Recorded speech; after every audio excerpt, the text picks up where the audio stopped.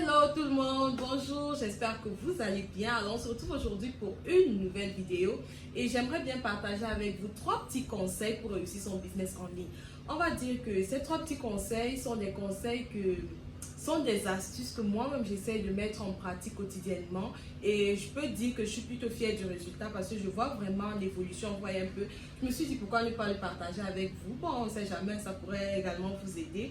Alors pour ceux qui ne me connaissent pas, moi c'est Hadija. Si c'est ta première fois de passer par là, n'oublie pas de t'abonner et activer ta cloche de notification. Je compte également poster cette vidéo sur Facebook, donc si c'est ta première fois de passer sur ma page Facebook, n'oublie pas de t'abonner également ou bien de follow la page tout simplement. Sans toutefois tarder, nous allons commencer avec le sujet. Alors le premier point que je voulais aborder, c'est de se former. Oui les amis, il est important de se former. Si vous avez l'opportunité de vous former, faites-le. Si vous avez l'opportunité, faites-le. C'est très important, surtout quand vous voulez lancer votre activité en ligne.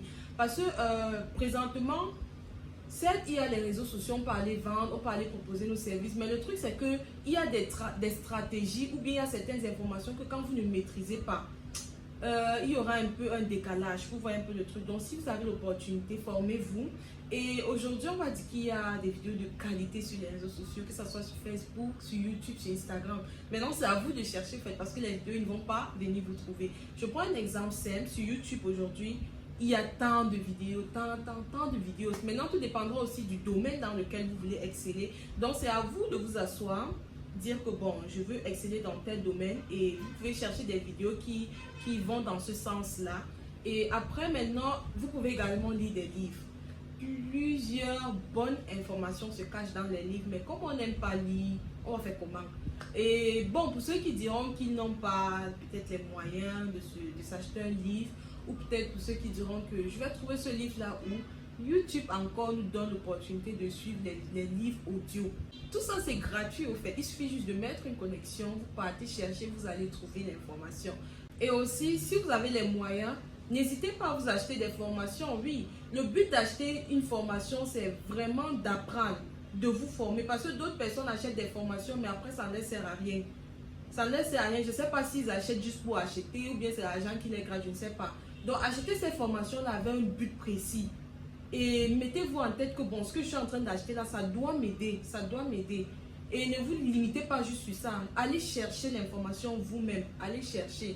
Parce que c'est en cherchant que vous trouvez. Moi, je dis toujours que l'information ne va pas venir vous trouver. C'est vous.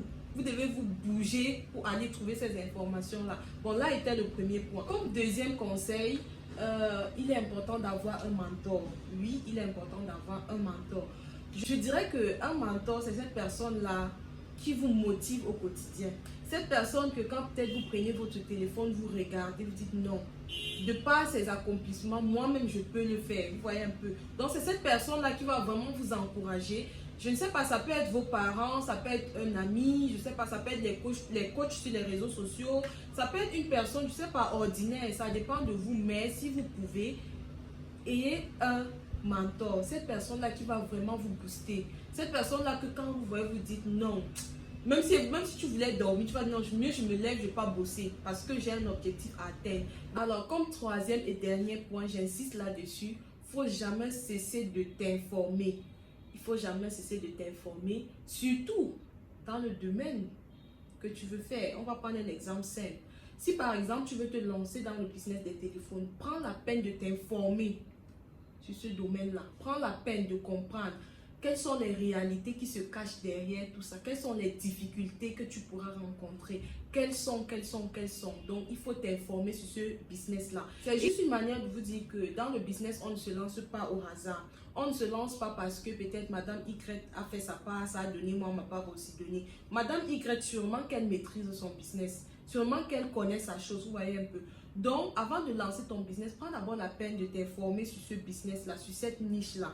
Prends la peine de bien comprendre.